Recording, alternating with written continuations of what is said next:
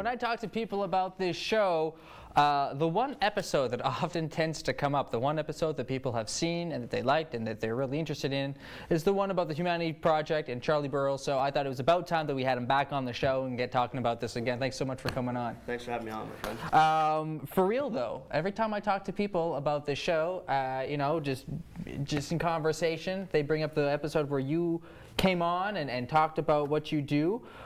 What is it about what you're doing that gets so many people interested, you think? I think it's a real sense of community. It's everybody working together. When you come into our center, you can't tell who the givers and who the takers are. You know, you were there today, there's people that will be sitting down eating, and they get up and they clean off the plates, and they'll start picking up other people's plates and cleaning them off.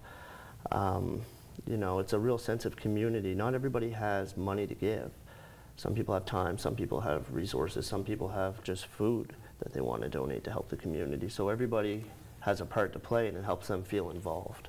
And I think that's the difference. Well, for the people who don't know, give us just a quick rundown of what the Humanity Project is and kind of a little bit of its background, because you, even from the last time you were on the show, it's evolved and grown into something way bigger. Yeah, the Humanity Project is basically, we fight for human rights, for food, water, shelter, survival. You know, dignity, love, and respect is our motto. That's something we try to instill in everybody, that and purpose, to give them a purpose to go on and to have something to do. You know, I started off handing out book bags to homeless people 2 years ago. We're currently feeding 1,200 people a week, women, children, seniors, working poor families. And we're continuously working with landlords to get the homeless and the working poor, to keep them from going homeless off the streets. So we're basically a community center, because if someone's standing in line at our meal and I look down and I see they have a hole in their shoe, I can say, hey, why don't you come on downstairs, brother, and I'll get you a new pair of shoes. Instead of you having to go down the road and tell somebody else your story, you know, or make an appointment here, make an appointment there, to just try to get the things you need. It's like having a one-stop shop where everybody can go and get the things they need and be treated with love, dignity, and respect. And you guys now, you're in the old Moncton Curling Association building on Lute Street. Yeah. And you're right, I was there today. Oh, a fantastic facility. It's huge, all kinds of room, all kinds of great stuff for you guys to kind of you know, get different projects going in there. Really fantastic. Give us a bit of a background on how you guys came to get into this building.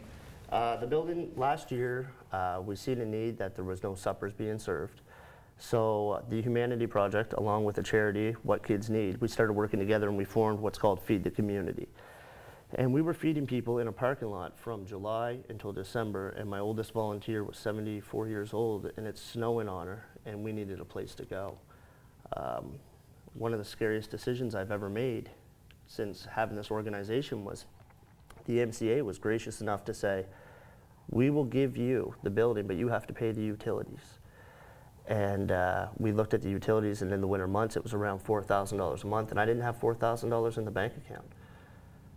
But I knew we couldn't worry about where the money was coming from, because we had to worry about the people.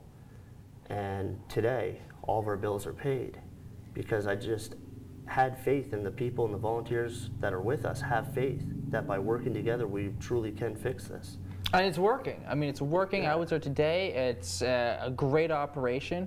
I mean, and I find that really interesting that, and it's one thing that I love about what you do is you kind of see the problem and you find the solution. So some people might be surprised that with all the soup kitchens and different charities and places around town that nobody was serving a supper. So you locked in on that and said, okay, well, we have to fix this. Yeah, we do 8 meals a week, and those are the meals that are not taken care of by the churches or the soup kitchens in our city. You know, food is a basic human survival. You need it for basic human survival. And I was telling you today when you're at the center, like one gentleman, he came in, he was homeless, and he wasn't making a lot of sense, and he was drinking bottles and bottles of water. But after 3 days of letting him stay with us and getting proper sleep, proper nutrition, he was fine. And I come to find out when I talked to him, it was because he only had 4 hours sleep in 5 days, because at night He's traveling around trying to find vents in warm places and then being kicked out of those spots. You know, to be honest, I think we've grown so accustomed to homelessness in our society that we don't know anything different. And a revolution is not started with an uprising. A revolution is started by showing people that there's a different way of doing things. And Moncton, Riverview, and Dieppe, we need to work together to do something different, and we need to end homelessness. It's possible, it's doable, and we can do it. We just got to work together and do it. Well, I want to talk to you about that, but I'm going to save that to the second segment because there's some heady stuff there. There's some heavy stuff I want to get into. I want to stay on this building because one of the things that you guys are doing, you don't own the building as of right now. The MCA is letting you stay in there as long as you pay the utilities, but obviously you guys want to take ownership of the building and the land so you can make it your own. What's the cost behind that right now? The cost behind it to buy that building is going to be $380,000, and that's for the land and the building and everything. The ice shed, it comes on 4.5 acres, and we plan on putting in garden space and stuff like that. But it's the ice shed that we're really interested in because we want to put, we don't believe in the warehousing model of taking 10 people and putting them in a room with a bunch of bunk beds. We want to build 32 units inside that all have their own little kitchenette, bathroom, living quarters. And that way if somebody comes in and they need time to save their damage deposit, or when they go to recovery and they're in AA, or they go to detox, when they come out of detox in 2 weeks, they have a place to go where they'll be okay and they'll be safe and sober until they get to where they need to be. One of our mottos is we never tell anybody what they need to do, we only ask them what they need. 12 weeks ago, a man sat on the couch and said, "Charlie, I have a problem." And I said, "What's that?" And he said, "I drink too much." And I said, "Okay, well, here's what we can do for you, and these are your choices." The truth of the matter is you can't help somebody that doesn't want to help themselves. And for the last 2 years, while he was in a tent, I knew he had a drinking problem, but I offered him food and I offered him blankets and things to keep him warm. And when he knew that he didn't need the food and the blankets, but he needed some other help, he knew who he could ask, and he knew that we'd be there to help him. So it's about having a support system all the way around so that it's not that revolving door. And I can imagine there's something to be said about letting somebody come to that conclusion themselves. Yeah. And give them time to, like you say, get fed, have shelter, feel comfortable, and then once they've established that, then they can really see, okay, well now the next thing I need to change is whether it's a drinking problem or whatever else, whatever other situation they might have to overcome. Yeah. Really fascinating. One of the things that you're doing, we do want to plug this, you're doing a Chase the Ace right now. Yeah. So Chase the Ace, give us some details about that so that people know where to What where that to find is it's like a 50-50. You buy your tickets, and on Saturday at the market, you come on down between 9 and 1 o'clock, buy your tickets, and if your ticket's drawn, you get 20% of that day's sales. And then you get a chance to pull a card from a deck. If you pull the Ace of Hearts, you get the jackpot plus the other 30% of that day. If you don't pull the Ace of Hearts, the 30% goes back into the jackpot and it accumulates every week. So how much you got going right now? Right now the jackpot's at $2,300. And yeah, so I've been trying to give away some money, and I've been shaking some $100 bills around in some videos, and so everybody's come down. Come really, take the money. That's right. Really, what it's for, it's to fund us a home. It's to fund your community a home. It's to fund the homeless, to end homelessness in our city. Like, we can do it, and we can do it as a community working together. It's very important. You know, we're building down there. We're not building a soup kitchen. We're not building a shelter. We're building a dream. And when that dream is going to be accomplished one way or another, it's going to be accomplished with our community working together as one to eliminate this problem. You know, I help people in Dieppe, Riverview, Moncton, Shediac, all over the place, because we're not separated by language. We're not separated by color or our political beliefs or our religious beliefs. We're human beings. It's not about being a good Canadian. It's about being a good human being. You know, there's enough resources for all of us. What I absolutely loved about the place, you mentioned it to me before I went there, and when I went in and I saw it, saw it firsthand. Just before supper was being served, people were there, just hanging out, just talking. Yeah. One guy's on the piano playing a song. Other guys are watching some TV, you know, just hanging out. But it seemed like such a safe place. Everybody was so comfortable. You know, it really seems like that's what you've created, is a nice, safe environment for these people. Yeah, it's, you know, it's about changing the mindset. When we started and we were, you know, sitting there, you put out 100 pieces of cake, and it was like a pack of hyenas on a table because they were scared there was going to be no cake left. It's getting them into the mindset of sit down, enjoy your coffee, relax. There's enough cake, and if there's not, we'll go get more, we'll make more. You know, there's enough for all of us. All right, you don't have to worry. No, now you get people that come up, and when you go, you want dessert, they go, no, I'll come back for it later. And they just kind of sit down, have their coffee, and enjoy their meal. You truly believe that we can eliminate poverty in our community? Like with you, this is something you believe this wholeheartedly? I'm crazy enough to run around this city and tell people that we're going to end homelessness. And the only reason I do that is because I believe it. I believe it. I started off 2 years ago, handing out book bags to homeless people. And 2 years later, with the community support, and by bringing people together to work together for the cause of actually helping people, and that's your sole purpose.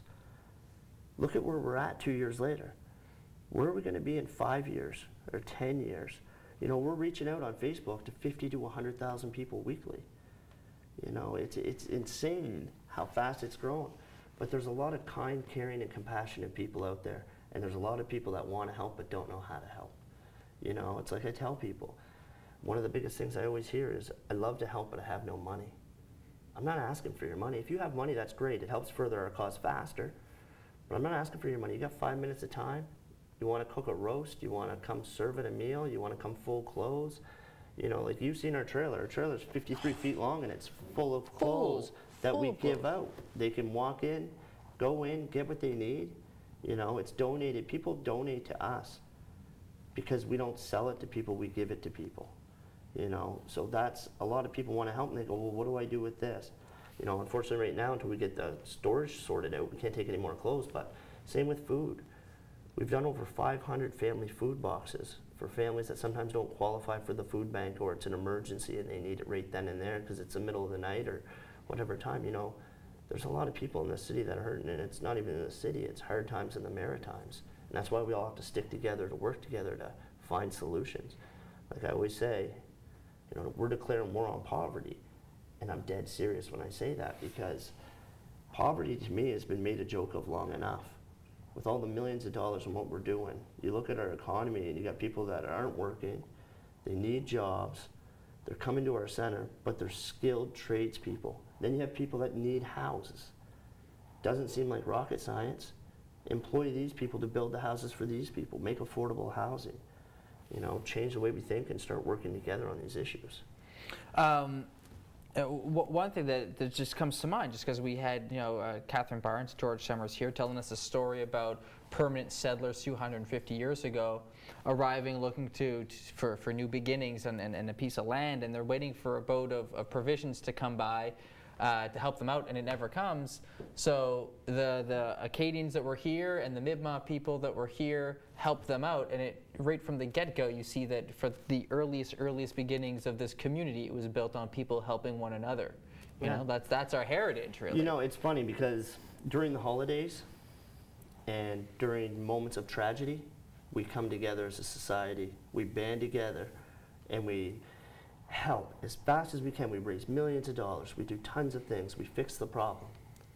You know, because it's that time of year, it's the giving time of year.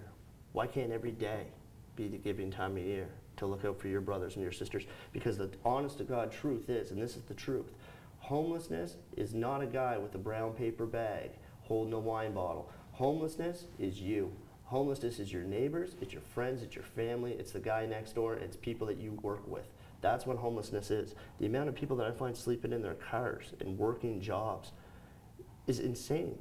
And the definition of insanity is doing the same thing over and over and expecting a different result. You know, it's time to do something different.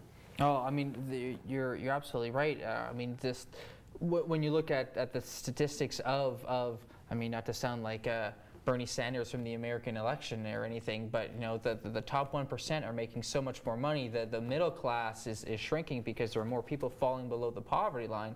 And like you say, a lot of these people, they're the working poor. They have a job or more than one job, and they just can't seem to get ahead. You know, we were talking about it earlier today. Sometimes you just get dealt a hand that you just, you know, some things just aren't your fault, but you got to do with what you got.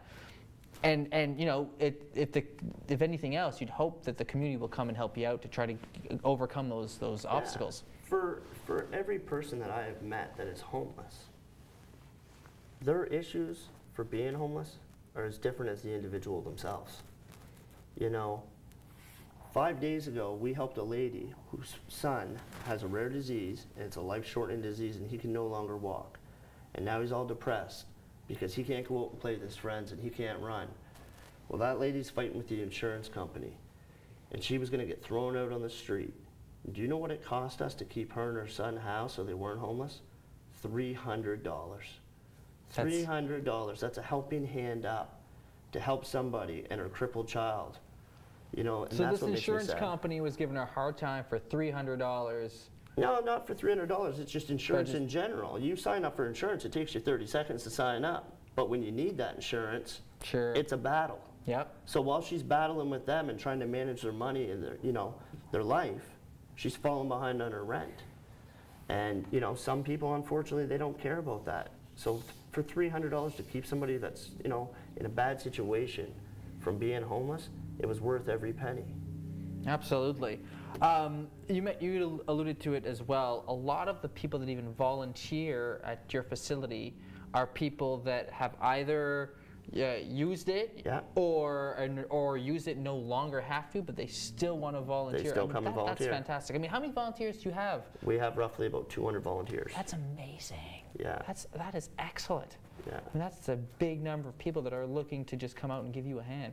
Talk to me about what they do for this organization. The volunteers? Well, we do everything from, so we need volunteers to sort and to sort clothes, basically, sort items, because we have everything from, you know, appliances to furniture to clothing. We do downstairs, What Kids Need does a tutoring program for children. So they do their tutoring, and then the hour after they're done, they can come up into the kitchen and learn about food and how to prepare food and healthy food and stuff like that. We do a GED program downstairs. What Kids Need does that. They help people get ready for doing their GEDs. We house the homeless. We give them tents, bikes. We're currently feeding people. We're doing family food boxes. So there's a list of things that we always need help with, whether it's electrical or plumbing or whatever it is. Like I said, everybody has something to give. And it's great. Like, you know, we had the other day, with that big of a facility and that much food, rodents, things like that, you don't really think about, but that could be a problem. So when we called the company to see if they could maintain it, just to make sure everything was all good, he came in and volunteered and gave his services. He said, you know, I can't hand out book bags to homeless people at night, and I can't come here to serve, but I can do this for you. That's excellent. I mean, that's what, those are the kind of stories that you should hear from a community. And, you know, people banding together and helping out like that. A few more things. I think we only have about 3 minutes left. I want to talk about searchforgoodness.com. So this is something that's going on. It's post-serial. Yeah. They're putting up this contest. You were, last time I checked, I think you're still like #1 in votes. People can vote daily? They can vote daily. You can vote for more than one person. What happens is in round one, what it's going to do is it's going to take the top 10 people. And myself, and there's Barb Miller and Amanda Pooley from What Kids Need. They deserve to win just as much. And I know they would spend the money on their community. I plan on taking all $10,000 if I win. And we're going to do something really nice for a homeless man that's been homeless 35 years. And we're also going to do something awesome for a lot of people in our community that we have planned. That you can vote on every day. I know they were having problems last night with the voting, but we contacted them and it should be fixed now. Right on.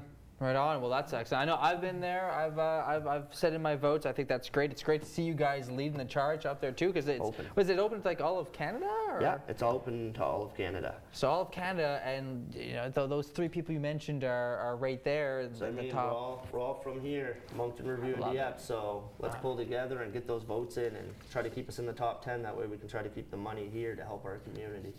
Absolutely. So that's going on. Chase the Ace is also going on down at the Moncton Market. People can go there and check that out. Come check that out, please. That'll help fund us a home, and it's going to help make a better community for all of us. And it's going to take all of us, but we can do this and we can fix this.